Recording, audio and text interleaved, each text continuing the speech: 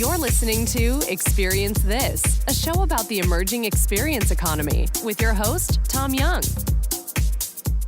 Hi, everybody. Welcome to the show. This is Tom Young. I'm sitting here in the studio with Kiran and Shawn.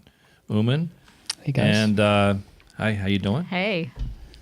Hey, so today we're going to talk about, in our continuing conversation around the experience economy and focusing on our time and how we spend our time, on the concept of minimalism and having less stuff and more time. And we use the term, I have a lot of possessions. But if you flip that word around, you have to ask yourself, who possesses who? Because people who have a lot of stuff are worried about their stuff. Where's my stuff? My stuff has to be safe. I have to lock the stuff up. I have to store the stuff. I have to bring the stuff. I have to pack the stuff. To take care of the stuff. To take care of this stuff. I paid a lot of money for this stuff. Right? But people don't focus the same amount of time and energy on their time as they do on their stuff. So, interesting. What do you guys think about that? Yeah, I think there's a lot of cool stuff happening that's talking about this exact topic. These guys, two friends, got together and put out a documentary. I think it was a last year or the year before, around this topic. It was a documentary about the important things.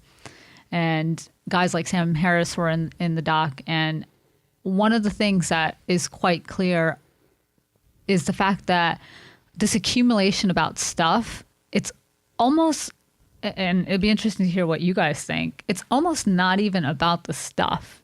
It's almost people are accumulating things as a way to replace an attachment to maybe fill a deeper void, attachment to relationships. The stuff is almost just, I don't even know what the word is I'm looking for, but it's kind of a placeholder for a deeper void that people are trying to fill. Am I getting too? No, I get what you're saying. Yeah. I mean, it's the issue. Can I buy a thing that replaces a void that is not tangible? Meaning, if I have a void of a lost relationship or loneliness or a feeling of lack of self-worth in a certain area or something along those lines, one of the areas that would create that void is the act of buying something. Well, yeah. Mm-hmm. I think what happens is people, and retailers have this nailed. Advertisers have this nailed. Oh, yeah. They sell you a vision of you using this product. You want the vision, and so you buy the product. But when the reality hits, the product is not that vision. I see this a lot. Like if you ever think of when you were a kid, right? And you always, you see another kid with a new toy, or you see it on the TV and how badly you wanted that toy. But, and you could beg, I used to beg my mom for like all sorts of stuff, and I would get it and I would be over it within like sometimes hours. And you would think like this happened repetitively. It come to a point where we start to realize what is the actual, the benefit of this, or what is the value that this is giving me? But I still fall into that trap over and over again. So many people still fall into that trap. We're not learning from that mistake here, where we realize like there are certain things that money is going much further for than just material things, And I think there's a lot of reasons. There's social reasons of like social pressure of keeping up with the Joneses, right? Then there's just, I have a lot of money. I don't know what else to do with it. Yeah. Like they're not used to experiences or spending on that. So they're just like, I want a new car and I want a new TV and I want to do this and that. I guess people also have a lot of space to put it in. Yeah, bigger house. You just upgrade that. Yeah. Just to fit more stuff in, right? Yeah, I mean, there's space for it. Right, Tom? Yeah. If you have a big closet it Yeah. gets filled. Yeah. If you have a bigger closet, it still gets filled. Yeah. So I think, and then that has a carrying cost to it, Yeah. right? And if you want to experience certain things, and we talked, Kiran, about like you live in the Hudson Yards area in New York, compared to the place that I'm living in here, there's like 5,000-6,000 square foot house. You don't have you don't have near the kind of space. No, I think I'm probably under 1,000 square feet total. Yeah. So, and you're living with 4 people. Yeah. So it's you have to think about your space actually forces you to make some of these decisions and confront the aspect of materialism versus minimalism. And that forced confrontation exposes you to the lie that materialism will bring you any more happiness than minimalism will if you just appreciate what you have. It could go it could go the other way too. It can make you even more unhappy because you buy all this stuff and you're expecting. It's the same thing we talked about in the other podcast. It sets expectations. Oh, I have this, I have this, I have this. I should be happy. Why am I not happy now? Well, you probably see it a lot in beauty and clothing, right? So beauty is all set up to sell you a dream, which if you look at all the lotions and et cetera that come out, none of them are magic creams that they say that they're going to be, but it's a great marketing schema. And I think a lot of people do get disappointed. And so you're right, no one learns from it. It's just, oh, well, maybe that product is going to be the one that does it for me.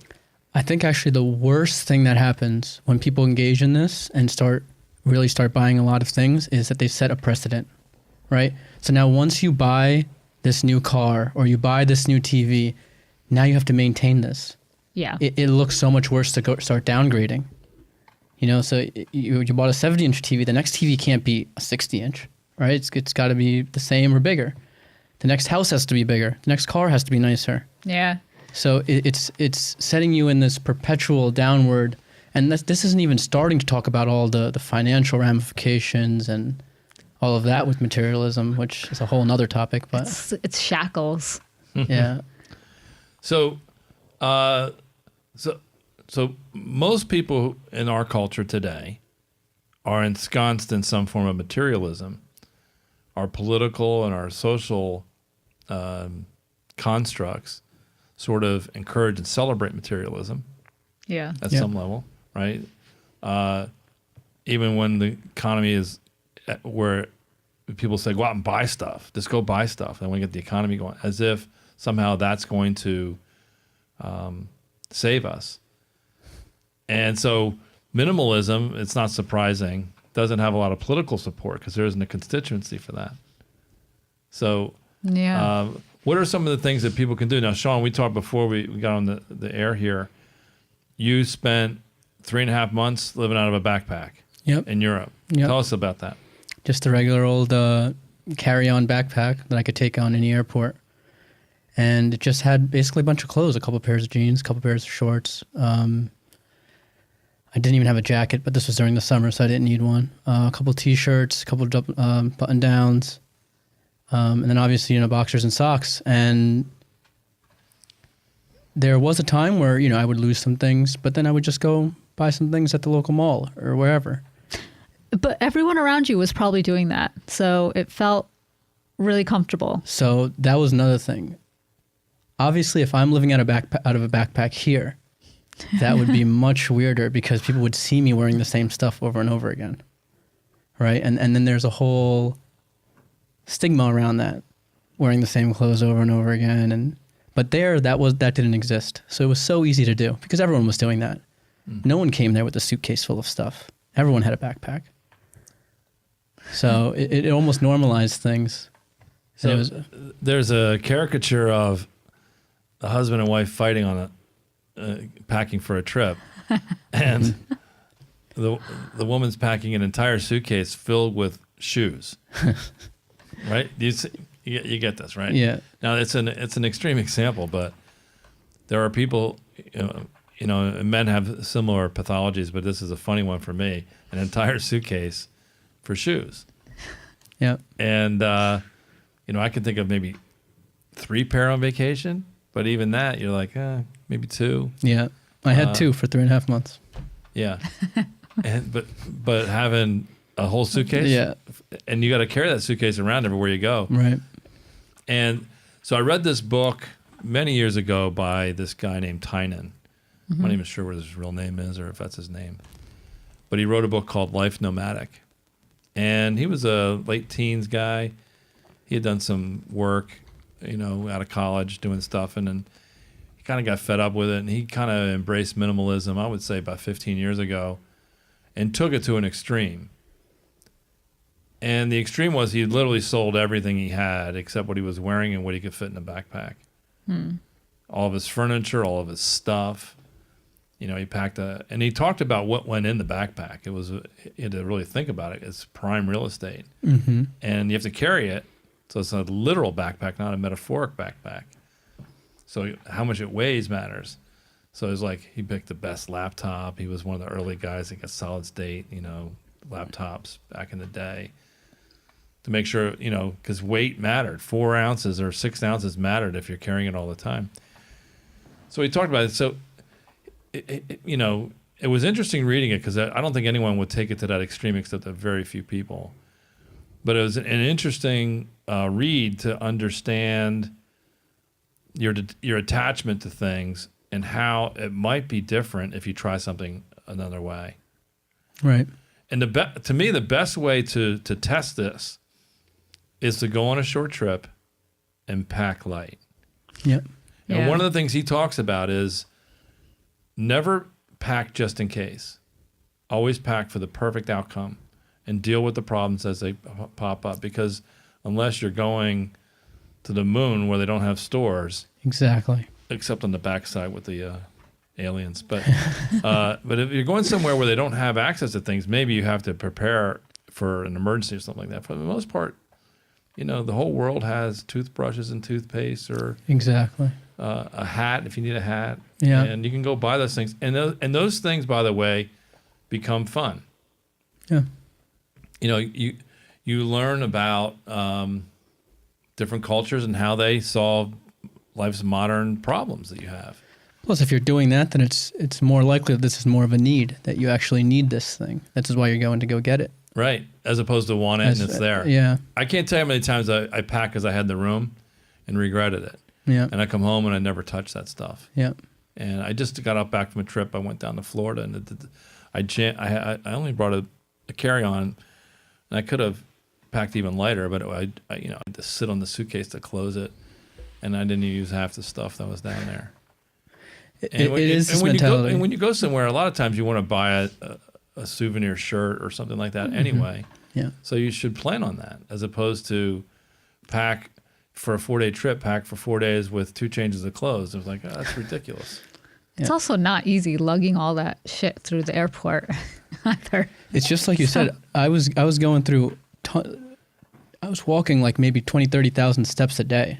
Yeah. So this backpack, every ounce in it, 100% mattered. Matters, yeah. Of course, I didn't have my backpack on the entire time I'm walking, but there was a lot of walking with the backpack. So it mattered. So it definitely mattered, yeah. I wasn't going to put anything in there that was not absolutely necessary. Did you carry gear with you, like a laptop and stuff like that? I had a tablet. Yeah, Some other trips, I brought my laptop for work and stuff, but for that trip, I just bought a tablet, which I actually ended up hardly using. So now, do you think? So we have about a dozen people on our team. Mm-hmm. If we said, "Hey, let's do a minimalist trip," right? Yeah, we're gonna go to somewhere. Dublin. Dublin. Yeah, let's go to Dublin. But I'm just pick a place, and the rule of the trip is minimalist packing, and maybe do it on a literal backpack. Carry on only. No, backpack. Just a backpack. That's it. Okay. Nothing Has else. to fit into under the seat in Ryanair. Under the seat in no Ryanair. shoe suitcase, nothing like that. Yeah. The only thing we would bring would be maybe some media equipment for other things that we might do. But Do you think people would go for that? No. So of the 12 people, Really? without naming names, what percentage of our team do you think would do a minimalist 3-day weekend? I think on our team, actually, I think we can get Everybody? everyone to do Yeah, I it. think Yeah. everyone could do it. Yeah. Even the old timers? I think it might take a little bit of cajoling. Yeah. Yeah. I think it's staying in the hostel that would probably be the The biggest tough one. part. I looked at John Gogarty's, which is in Dublin and Temple Bar. I think the beds are like €7 or €8 for it. Yeah, they're very cheap. It's almost like sleeping in a bus station. It looked like. It's really not that bad. Well, I'm just thinking there's people drunk and vomiting everywhere, and Yeah, there's plenty of that. It's Yeah, I Ireland. don't need none of there's that. I don't there's need- that everywhere I though. need none of that. I don't want any of that. Sleep Yeah. while standing up. Yeah. So, but it, it's an interesting thought exercise to go through and question, does your stuff matter? And if you've ever moved and put your stuff into storage for a while, and a while could be a couple months because you could be in between houses, or whatever the issue is, you realize you've made it through the last few months without it. Do you need to ever unpack it? That room could disappear and your life would not change at all. Yeah. The other thing is, we talked about this on one of the earlier podcasts. Anytime people do spring cleaning, they always have this feeling of accomplishment. Right. So if you're getting that feeling of accomplishment when you purge, Yeah. Get rid of stuff, old stuff. there's obviously too much stuff. Well, it's also interesting to see the psychology of different people in a spring cleaning exercise. There'll be some people who will say, get me a bigger dumpster. I'm throwing everything out. Yes. And other people were saying, oh, look what I found. Oh, I need to put this up on the shelf. Or I need to pack this, or I need to use this Yeah. next time. And they repack it. I mean, they re-embrace with the old and treasure. oftentimes the pathology, and I fall into that category a lot too. What's happening is they pick up something and they remember an event, Exactly. Yeah. and they're saying, I don't want to lose the memory, so I don't want to lose the thing. They associate it with experiences. Yeah. And So let's think about that. If that's really the case, like the people who don't get rid of this stuff is because they associate a memory with the thing. How can we use technology to not just replace that, but make that even better? So imagine I take a short video and a couple pictures of the thing with some narration, Yeah. with proper metastamps so I can recall it. And then the technology even prompts me and it says, I'm going to show you a memory a day or some app or something like that. Mm-hmm. And now it's not something that sits on the shelf that I stumble onto every 2 or 3 years when I do spring cleaning. It's with me in a much more richer and engaging way, and I don't have to be burdened by the stuff. I can let it remain digitally in my cloud somewhere and let the technology manage its storage, location, and use. Yeah, I think it's to get people to, that's exactly it. If they can hold on to the memory right. and have that memory with them, then they can begin to detach from the thing, From the physical thing. from the physical thing. Yeah. And there's something biologically about it because we've seen all these shows, Hoarders. The Hoarders. Yeah. So there is something innately, I think, within us that we have to fight that wants us to hold on to everything. And I could see it maybe, evolutionarily, we're obviously looking for resources. And if we have resources, we don't want to just let it go, So Yeah. there is something that makes it so tough for us to let go. But what you were saying about the technology, Snapchat has a feature that it goes back a year past or 2 years past this day. So I've taken snaps or whatever on my trip, and when I look back on the app or I open it up, I'll see what I was doing that day. And this is just like you were saying, it kind of gives you just a feel-good memory of the experience without any sort of physical, attachment to that you have- anything. Yeah, yeah. nothing to hold on to. I also think Apple Memories does it as well. I think everyone's doing that. The Right? Photos app does it. Google Photos does the same thing. Yeah. So when we think about technology, I'm going to throw up on the screen here just a picture. This is a desk from 1981. I can't find the video, but there's a video that time lapses from 1981 to now, where all of these things get virtualized. And so on here is a computer, an encyclopedia, the yellow pages, a phone, a Rolodex, a globe, a camera, a fax machine, a clock radio, a calendar, pictures, a calculator, an appointment book, Alarm clock. All of this could be a laptop and a phone now. I think. No, at the end of this, Yeah. let me see if I even have it in this picture, is this picture here. And this picture's evolved even. This is the 2012 version of it. In fact, here it is right here. This is the 2014 final picture. Laptop and phone. Sunglasses, laptop, and a phone. Mm-hmm. And it's converted into, and they show all the apps above it. Those are the digital versions of the things we used to have, whether it be Excel instead of a ledger. It looks like PowerPoint, Amazon for all your books in a Kindle format. Dictionary replaces the dictionary. You can go right through those. All these different applications that have now digitized the experiences and allow us to convert our stuff into virtual stuff. And so it really then becomes an exercise when you look at all of the things you have, what can go through this kind of a filter? Yeah. Mm-hmm. What do I really need at the end of the day? How much stuff do I have to have? I think it's such a great exercise for people to go through that and really think to themselves, how much stuff do you actually need? There's another thing though. People will bring up the counterpoint of like, this is too much phone, laptop. I want a good old fashioned book. Like the good old, I could hear that argument coming out where people just want a physical. They want to get away from this, just digital stuff too. No doubt. Yeah.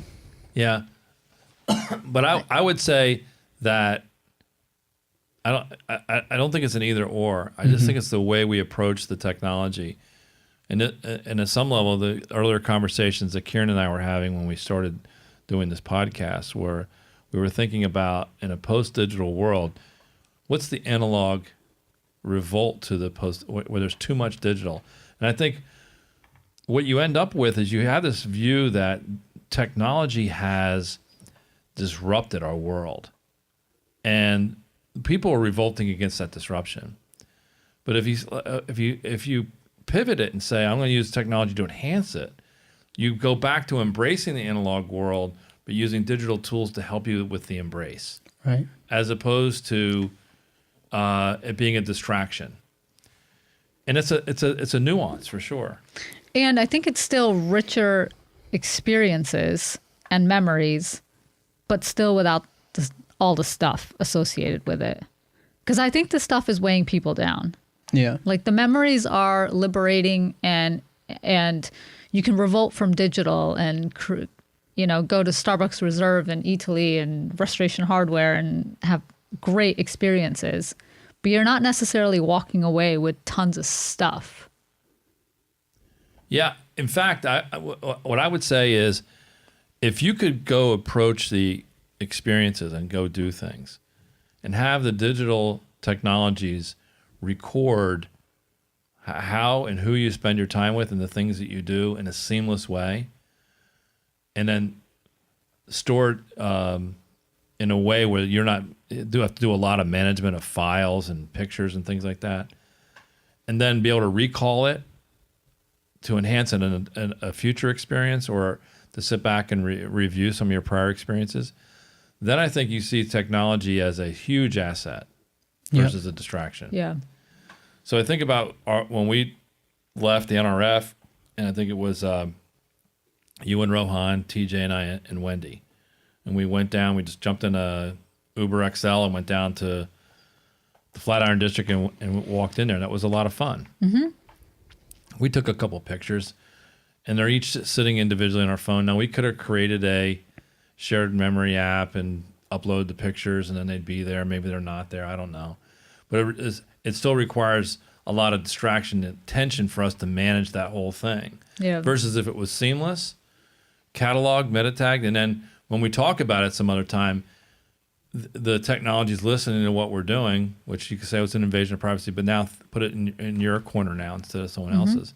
The technology is listening and throws up on the screen the pictures from Italy. Yeah. And then mashes it together with stock photos from Italy. So now when I go back and look at that, I can say, hey, let's go to Italy. Look at what we did last time. And I can share that with somebody on any screen from my device. So there's still a lot of room for technology to improve our analog experiences. But I think part of this is this tension between analog and digital, and what is the relationship? Well, I also think with that, you're in control. So you've kind of taken the power back because you're the one that created the experience, and now leveraging the technology, you get to share the experience. So it's not like the technology or stuff in that instance that's holding the shackles on you. You are actually empowered again, which is fundamentally, I think, a big thing that needs to take place. So moving aside from even the experience, like, what about just, let's say I have a bunch of clothes. No real experience attached to them, right? But I just find it hard to get, like, I never wear this, but I don't want to get rid of it. Why don't you want to get rid of it? I don't know. You're asking the wrong person, because I have a lot, and I go through the same thing. I'm just asking you why, if you have an answer, because I don't have an answer. Well, but to me, it's more like, I don't know. I think at some level, you should just try to maybe implement some kind of rule. If I haven't worn it in a year, it's got to go. It's got to go, and it has to go as a matter of policy. Yeah. Because if I need more, obviously, I've just demonstrated my whole life through the accumulation of all these clothes I don't need, that I have no problem buying clothes. Yeah. So I go buy them. But I think it applies to life as well. We talked about not packing for just in case. Well, it's not, not having stuff in your house just in case. It's going back down to a more minimalist view. I don't think you have to take it to the level of a backpack, but I think, it's the key is all of life, just balance, right? Yeah. Just finding that balance. But I also think people hold on to clothes because they think they might wear them at some point in the future. Yep. And I have all of my college textbooks still. This is an embarrassing because you fact. think I have not sold one of them. I bought all of them at ridiculous college textbook prices, but I've always said, maybe I'll go back and look at them, or maybe I'll need to reference it. people, again, it's when you're ping-ponging between the past and the future. I have not opened one textbook since college. Why would you? Exactly. Yeah. It's definitely I living used to for collect some books. future I used to state. have a bunch of books, and then when I had a house from when I first got out of college, and I bought a house in like 1990, and I just sold it last year. No. And I had a bunch of crap in there from when I first moved in, all these things I collected in my youth, and it was in the cellar in one of the rooms that the tenants that were staying there didn't really use. So Wendy and I went over there, and we went through all the stuff. And I hadn't seen it in probably 10 or 15 years, and I found some of the stuff, and I grabbed a few things that were interesting. I don't even know what I did with them, but I was grabbing them because I remember that, and I grabbed it as if that was my memory I was holding on to. Exactly. But I did see some college textbooks, like my old physics book. Right. And I opened it up, and then I threw it away. Because it's like, what would you ever do with it anyway? Exactly. Yeah. But I think I felt better after I sold that house and got rid of all that stuff that was with that. And I think I'll probably, I suffer from the same pathology as, I'm not a pack rat by any means, but I definitely have too much stuff. Mm-hmm. It's just getting rid of it.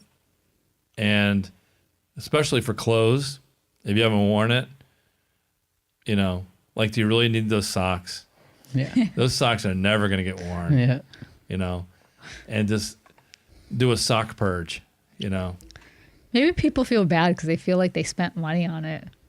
Yeah, but it's And sunk it's- funds. Yeah, I know. Sunk cost, yeah. Yeah, it's sunk cost. It's gone. So we've strayed a little bit from this, but I really think we want to go back to this notion of minimalism and talking about how our stuff is should be part of our algebra when we talk about experience, because I would say more often than not, the way stuff, things show up in our world, it sometimes can enhance the experience, but more often than not, detracts from the experience.